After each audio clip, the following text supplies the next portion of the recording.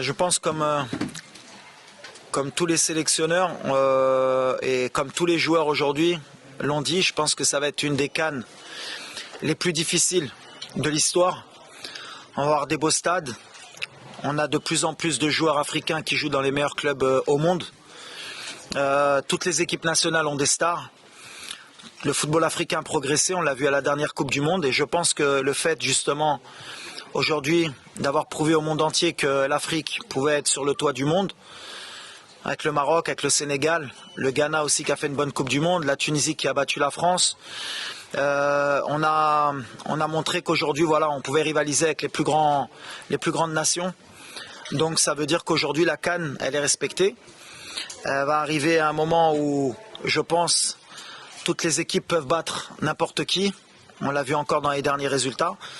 Donc voilà, le groupe, on sait qu'il n'y a pas un groupe facile. Et le nôtre n'est pas facile non plus. Voilà, on sait qu'il va falloir être prêt. On va retrouver des équipes qu'on va avoir sur notre chemin pour la qualif de Coupe du Monde. On va retrouver une équipe qu'on a rencontrée avant la Coupe du Monde. Et c'était pas facile. Voilà, on va respecter tout le monde, comme je l'ai dit, et on va venir avec nos valeurs. Et si on garde nos valeurs, je pense qu'on sera une équipe qui sera difficile à battre. Mais voilà, à la Coupe d'Afrique, tout le monde le sait. Pour la gagner, il faut être très très très fort. Non, mais je pense que comme l'a dit Achraf, tout le monde a des ambitions dans cette CAN. Mais aujourd'hui, dire qui peut gagner cette CAN, c'est très compliqué. Il y a au moins 10 équipes qui peuvent gagner cette CAN. Et il y a toujours une ou deux équipes surprises qu'on n'attend pas. Donc sur le plateau, on peut se dire que c'est compliqué pour tout le monde. Mais tout le monde a ce rêve. Et Achraf là, avec les joueurs. Maintenant, moi, je me méfie plus des équipes du chapeau 2. Parce que voilà, c'est celles qui vont être le plus motivées. Parce que celles du chapeau 1, pratiquement, elles ont toutes vécu un mondial il y a 1 an. Toutes les autres équipes, ça fait 2 ans qu'elles attendent cette CAN. Que ce soit l'Algérie, l'Égypte, la Côte d'Ivoire, le Ghana, même si elle a participé, mais qui n'a pas eu une Coupe du Monde comme la nôtre, le Mali, l'Afrique du Sud, il y a beaucoup d'équipes qui sont prêtes à venir pour gagner. Elles ont perdu les barrages. Elles l'ont encore en travers de la gorge. Donc ces équipes-là, je pense que c'est les équipes les plus compliquées. Mais nous, voilà, comme celle du chapeau 1, comme la Tunisie, comme nous, comme le Ghana, comme le Sénégal, on est des équipes qui vont être encore plus attendues parce qu'il y a 1 an, tout le monde nous a vus à la télé. Mais moi, je sais très bien où je mets les pieds. L'Afrique, je connais très bien. Il n'y a personne aujourd'hui qui peut dire tel pays peut gagner cette CAN. Aujourd'hui, en tout cas, pour moi, tout le monde est au même niveau. Allez-y. C'est pas une finalité pour moi. Je prends pas des jeunes pour prendre des jeunes, même si j'ai dans un coin de ma tête de toujours servir le pays pour l'avenir. Il y a des échéances qui vont arriver pour le Maroc, que ce soit en 2025 ou en 2030. Donc voilà, mais on les prépare doucement, mais ils ont leur place dans ce groupe, comme beaucoup d'autres. Maintenant, voilà, nous on sait très bien que l'équipe A marocaine, c'est toujours les résultats. Ou même peu importe la nationalité du pays, c'est de gagner. Et donc ces jeunes, s'ils peuvent nous aider à gagner, tant mieux. Mais j'ai pas phrasé une option de me dire je prépare quoi que ce soit. Ceux qui sont là, c'est qu'ils le méritent ou qui sont proches de gagner leur place. Mais on le sait, hein, j'ai dit, hein, les Ivoiriens, je les connais. Hein, on a joué contre eux quand j'étais joueur. On les a rencontrés plusieurs fois, que ce soit en qualification de Coupe du Monde, que ce soit en Coupe d'Afrique. Personnellement, moi, je les ai joués en 2006 avec la génération Drogba. Je pense que vous avez une très belle équipe aussi à ce moment-là. Les Ivoiriens, il ne faut jamais les sous-estimer. Jamais. Et nous, on vient avec tout le respect qu'on a pour le football ivoirien et pour le football en général. Vous avez parlé que de leur milieu de terrain, mais devant, vous êtes pas mal non plus, hein, quand même. Hein. Entre Zaha, Haller et Crasso et compagnie, vous avez de quoi faire. Hein. Donc, je peux te sortir des noms aussi. Hein. Il n'y a pas que le milieu de terrain. Mais c'est un bon test pour nous. C'est pour ça qu'on est venu en Côte d'Ivoire. Même pour notre public, pour qu'ils sachent que voilà, aujourd'hui, attention, nous le Maroc, on est fort, mais chaque pays en Afrique ont des joueurs qui jouent au très haut niveau. Et nous aussi, on a notre mot à dire, on a des joueurs qui jouent au très haut niveau aussi. C'est pour ça que ça va être un très bon test pour voir ce qu'on est capable de faire, surtout à l'extérieur, et face à un public qui va être derrière son pays à bloc. Bah justement, c'est dans la réflexion. Alors, on a eu un petit souci avec Sofiane, mais qui est logique. Sofiane il a un petit problème de dos et on avait une décision à prendre avec Manchester United parce que c'est son club et avec notre médecin, qui est un médecin qui est du très haut niveau. Et on a des bonnes relations avec le club. Faire voyager Nordine avec le dos qu'il a et il peut risquer à tout moment de se blesser gravement. C'était plus intelligent pour nous de le laisser encore dans son club comme au dernier rassemblement. En plus, il vient de gagner sa place, qu'il puisse gagner du temps de jeu parce que les matchs qui nous arrivent seront beaucoup plus importants au mois de novembre ou pour la CAN que de le faire voyager. Et en même temps, comme je dis, tout mal a un bien, ça nous permet justement de revoir les options parce qu'on ne veut pas être tributaire d'une absence au dernier moment de Sofiane et qu'on n'ait pas les solutions.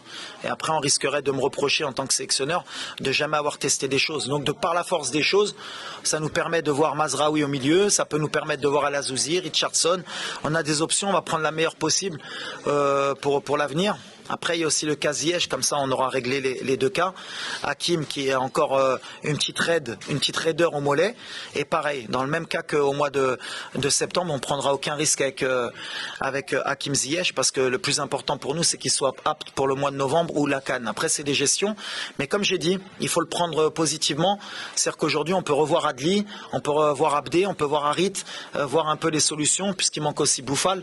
Comme ça, ça nous permet d'avancer. Donc, pour moi, je suis très heureux justement de ces absences, mais s'il y a des entraîneurs qui seraient malheureux, moi je suis content parce que c'est des matchs amicaux, ça nous permet de voir d'autres solutions. Donc voilà, mais Hakim, j'ai tenu qu'il soit là avec le groupe parce qu'au mois de septembre il n'était pas là, donc il a une place importante avec les joueurs, avec le groupe, et c'est important qu'il sente l'odeur aussi de ce match et de l'équipe. Yes, it's what I explained in the beginning. The first question is about the group stage, you know, and I said in the Africa Cup now you have every team can win this Africa Cup, you know, also South Africa, because the last time when I'm traveling in South Africa, I lose this game. And I know now you don't have any game is easy. And for the Morocco team, inshallah, we try to do your best, same in the World Cup, to win this competition. But I think a lot of team is an outsider to win this Africa Cup. Je sais que ça va embêter beaucoup peut-être de fans au Maroc, mais en fait moi les matchs amicaux et les matchs qui servent à rien, comme je dis, ça sert surtout à préparer mon équipe. Alors le fait qu'on ait perdu en Afrique du Sud, c'était une très bonne chose pour nous. J'espérais qu'on perde des matchs avant la CAN. Peut-être que le match de samedi, même si on doit le perdre, il sera salutaire. Comme je dis, avant l'heure, c'est pas l'heure. Après l'heure, c'est plus l'heure. Et il y a des équipes qui sont prêtes avant l'heure, il y a des équipes qui sont magnifiques avant l'heure. Mais il faut être prêt, comme nous à la Coupe du Monde. Il faut être prêt à l'heure. Et tout ce qui est avant, on prend compte de tout ça pour être prêt à la CAN. Alors peut-être qu'on ne sera pas à notre meilleur niveau, mais ces matchs-là, ils servent à ça. Donc on a changé beaucoup de fois l'équipe, notamment au mois de juin.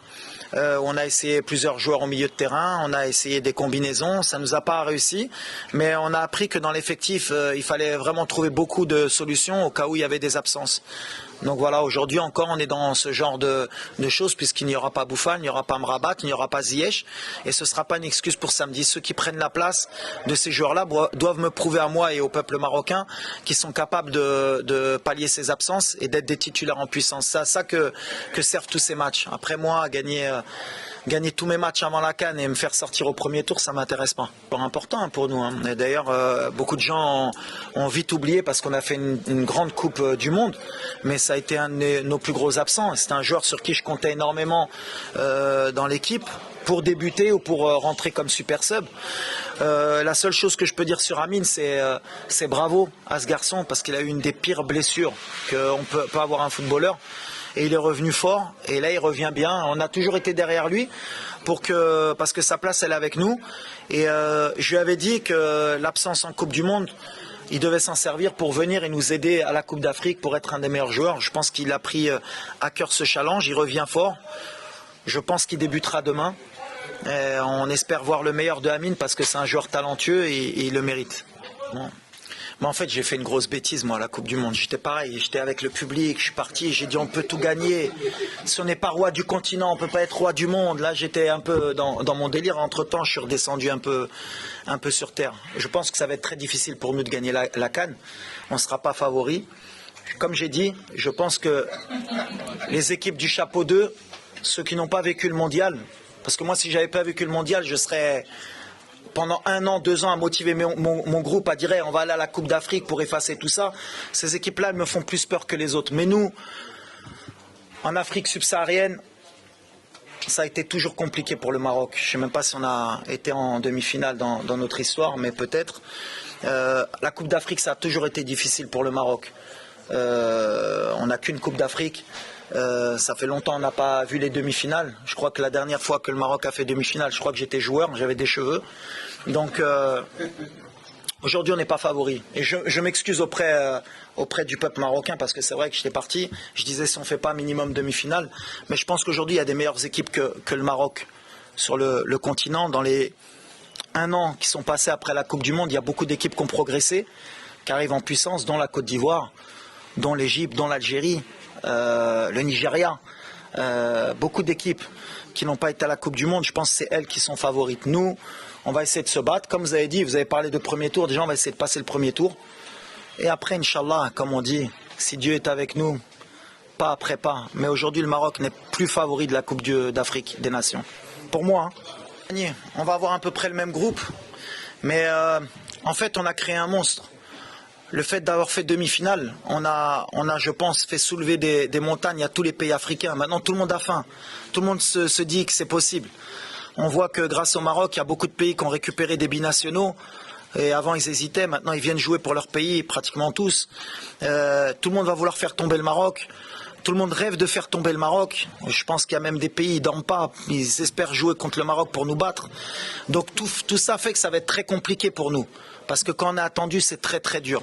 Et je le sais très bien. C'est pour ça que je dis qu'on n'est pas favori. Après, s'ils oublient tout ça et qu'ils nous permettent d'être à notre meilleur niveau et de nous laisser passer, nous on va prendre, on va être prêts pour ça. Mais ça va être très compliqué. Mais on va se battre, comme d'habitude.